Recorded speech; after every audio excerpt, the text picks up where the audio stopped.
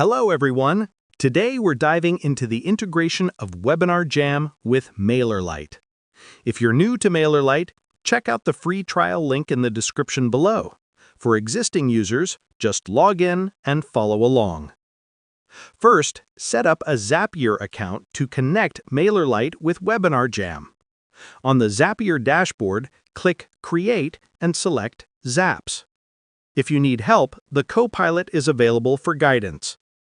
Next, select both MailerLite and WebinarJam from the list.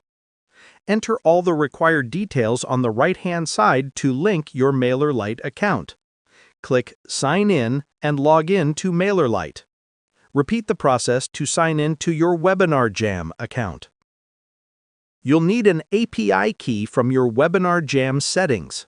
Copy this key and paste it into Zapier. After configuring everything, click Publish and you're all set. Thanks for watching.